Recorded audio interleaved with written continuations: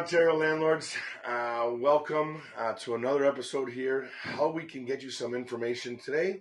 We're going to have a conversation that is not typical on this show. We normally are talking about residential tenancy and landlord issues and problems that we can solve there. But the commercial side of real estate investing is something that we should also think about as well. A mentor of mine said that once you get into commercial real estate, the game changes and the power shifts. And really what he means by that is that in the RTA, in the residential tenancy side of things, so much power lies with the LTB and in the tenant's favor, where on the commercial side of things, it really matters what's said in the lease. And that's what it's all going to come down to once you get into the Commercial Tenancies Act. We're going to talk about some things today and some differences, what we need to think about. We're just going to touch on this topic here because I know that again, this isn't as common as residential landlords, right? Everybody kind of gets how residential investing works, right? I have a house. I know my house appreciated in value, so I'm going to go out and I'm going to buy a second house, and I'm going to let Frank and Susan live in that house, and it's going to be my retirement fund, or however people want to think about it. They know that it's going to appreciate. They know that everybody does need a roof over their head, right? 40% of Canadians pay rent right now across the country. Okay, that's a large number, which means there's a lot of opportunities to be a residential landlord. But there's also a lot of businesses in our country. There's a lot of businesses that need to house brick and mortar, to have a place to run their business out of. And that's basically the biggest difference is when you're renting out a house, you're renting out somebody's home. That has become their place to live. And as Canadians, we are very nice and we never want anybody to have to leave their home. But on the commercial side of things, your business is now renting from my business. And there's no reason that any business should be out there. So there's different ways to solve problems. There's different ways to going at it. We don't have to wait 6 to 10 months to get somebody evicted if they haven't paid rent. I think that is probably the biggest one that people talk about all the time. But right now, with what's going on in Ontario, with the issues with the LTB and everything, I know there's a lot of investors that are thinking about leaving the province or leaving the country, when really, I still think Ontario is the best province in this country. I think the real estate game here is great. Again, 40% pays rent, and a lot of them live here in Ontario. So we can benefit by putting a roof over somebody's head. But the commercial side of things, whether that's a large apartment building or a little tiny condo in a retail plaza that you can rent out to somebody's business, like a dog grooming or anything like that, that people can have a tenancy for in those little places. So today we're going to bring on an appointed bailiff for the province of Ontario. Nolan Revin is a good friend of mine. We've known each other since we were children, believe it or not. Our dads used to play baseball together, and then as we grew into men, we competed against one another. So we've known each other, again, almost our whole lives around the baseball field. But we're not going to talk about baseball today, although we could probably have a very fun show on that. But let's welcome in Nolan Revin. And hey, Nolan, how are you? Tell us a little bit about yourself and what you do. Awesome. Great. Thanks for having me this morning, Kev. I'm happy to be here. Happy to talk a little bit about the Commercial Tenancies Act and how a bailiff can be beneficial for commercial landlords. I've been a bailiff, like you said, since the year 2000. And I enjoy helping my customers get responses from situations that they find difficult or thought that, they wouldn't have a positive result from. It's something that drives me to sort of go to work every day and help people. Awesome. So thanks. What we're going to do here is we're going to lean on some of your experience and your knowledge here on the commercial side of things for people to understand basically how it's going to work on your side if there is an issue or something that goes on in regards to the lease. Like I know, obviously on the lawyer side, people, when it gets into that realm of things, but there are still some problems that you can solve before it gets out of control, correct? Oh yeah, there are plenty of things that we can do much before, legal interception. And we hope, and most of the time we find that a lot of it is solved without any type of, sort of actual court or legal ramifications or any type of, backlash going on or happening against the landlord or myself. Yeah, no, obviously when something's going sour, it does cost money to correct the problem. And I think the goal is to stay out of court because that's just going to cost more money than anybody needs to or wants to have to pay to correct something, right? Once you get lawyers and everything involved. So the main one, like I started off with saying, was about rent, right? Non-payment of rent. And that is the biggest fear of any landlord, is having to cover the bills without anything coming in. None of us want to do that. So um, let's say I have a little retail plaza with 5 units, and I have one of my units that's not paying me rent.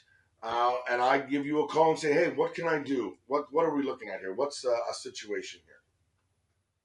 So it's a good situation. It happens often where, obviously landlords have great tenants, and then they have obviously that one or a couple problem tenants. Um, and it's a two type solution. There are two ways that we can deal with that. And we would have a conversation and decide which one is best for you as the landlord. It would really depend on a bunch of different circumstances. The two remedies that we offer are something called a termination of lease, which is where we are doing just that, terminating the lease that you have in place, changing the locks on the premises, posting a notice, and telling your tenants they are not allowed to go back into the unit, and in every respect, ending the lease. The second remedy available to you is something called a distress or a distrain, and that is where you attend the premises while the business is open. You serve them a notice of a statement of account and give them a reasonable amount of time, 5 to 7 days. The act usually stipulates to pay the amount of arrears, or you will start the next step of things, which involves appraisals, seizing goods, and all that type of stuff. So just to bring that back, let's say that tenant again is behind $7,000 in rent, right? They're going to have that option within 5 to 7 days to come up with that money to be able to keep the lease in good standing order moving forward, correct? And Correct. if we were going to close doors, lock everything, and go that route, is it 17 days? Is that, am I right about that? Well, that's a separate issue. That is the termination. So the termination, yes, is after the 16th day. So you can go in on the 17th day is correct. Post a notice after business hours. Change the locks. You're looking for no confrontation. You want your job and everything to be done peacefully. And then what you'll do is change the locks, post a notice, and advising them the lease is over. Please call me in the morning. Now again, the ball is still in the landlord's court. You don't have to forcefully end the lease if you don't want to. If he comes back begging the next day on his hands and knees with X amount of money, saying, hey, I've got this amount of money. Will you let me back in? And I promise I'm going to do better and I'm going to pay. And it's up to the landlord. You can. Um, or you can effectively say, nope, not interested in dealing with you anymore. Lease is over. You've got, again, 5 to 7 days to make arrangements to move all of your goods out and abandon the premises. See that it's good to know right there as a landlord that you can actually turn around and solve that problem really quick. You're not looking at months and months and months of having your business not making any money because no one is paying you rent, right? And you're having to fit all those bills as well. Um, Obviously, when you're looking at a large commercial property, like when we're talking about being a commercial landlord, we're only talking about business to business here. This is not about a commercial property where we are looking at having a 12 apartment building. Like I know that is a commercial landlord in a way. Well, no, you are a residential landlord. That is a commercial purchase, a commercial property. You need a commercial mortgage on anything larger than five normally, unless with RBC, if you listen to that episode, they'll give you six residential units in their mortgages. But once you're over five, traditionally, you're now in a commercial mortgage.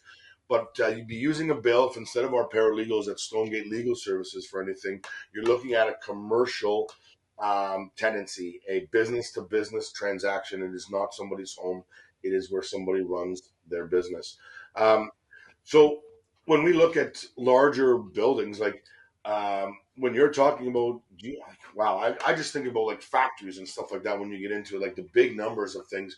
Like I've never dealt with anything on that great scale, that's for sure. We're talking about little condo commercials, little things like that. But do you want to share anything that you've experienced all these years about something big? We don't have to use any names or anything like that, but a story or something that we can. I've done buildings as small as one room where somebody operates a very tiny small business out of, everything up into 100,000 square foot warehouses that aren't being paid for. Um, And simply, it really boils down to what the landlord wants to do. The one thing I've found in common all these years is most landlords aren't acting on the 17th day. They're waiting a few months and they're working with their tenants or trying their hardest. Or some of them are tenants that have been in there for 7, 8, 9, 10 years, and maybe they're going through a rough stretch. And the landlord figures, he's a good tenant, he's going to make it out of it, and he doesn't. So as far as sharing anything, the only thing I'd say, as we touch briefly on the subject today, is don't wait so long. Don't wait too long. Um, um, there's a remedy there, and there's also a way to do it a little bit softer approach where you don't have to follow the letter of the law in the way of just because you decide you want to terminate a lease, if your tenant still shows the ability that he wants to work with you, when you really don't want him out, you just want to get paid. Sometimes the little prod is helpful, and it fixes things in the future because they don't want to do this every time, and pay extra, the bailiff fee and the locksmith fee and all that kind of stuff, plus their arrears. So it sometimes teaches them a lesson without having to push them the whole way out. So it can be really helpful for the landlord just to know that the tool is there. I think you're hitting on a very good point there, right? It's about the relationship always that's going on, and sometimes you don't want to ruin that, but also not waiting too long, right? And just kind of making sure people understand that it is still a business. Now, again, whether you're a residential landlord or a commercial landlord, it is still a business, and you need to be dealing with your tenants properly. So in residential, you want to be making sure you're increasing your rent and giving your notices if rent is not paid on time to keep that relationship, just so that they know that they are expected to pay, but that you want to make sure that you're still not enforcing everything, but everything's documented and stuff like that in case you get further down the road and need something at the LTB. But again, with today's conversation, with what we're looking at, this was a good start. I think a good introduction to people to understand a little bit about how commercial can be different than residential, about how as an investor, this side of it is a little bit more protected for you and for what you're looking for. I will say, uh, actually, filling tenancies in commercial and residential when you're looking for a good tenant, they're about the same thing. When you're looking for somebody, it takes about the same amount of time. Really, can be quick, can be long, right? Depending on what you have and what's lots of different things that happen at that time. But anyways, um, I think this was a very good introduction to commercial landlords and how a bailiff can help.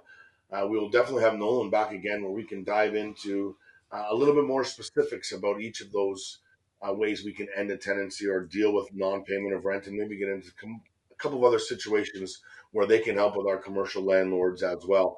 But again, the goal of this podcast is to keep things bite-sized so that you can get a little bit of information while you're doing something quick, short about a specific topic. So we won't take much more time today from you guys, but I want to thank you all for listening again. Thank you, Nolan, for joining, and we'll talk to you again soon. Bye for now.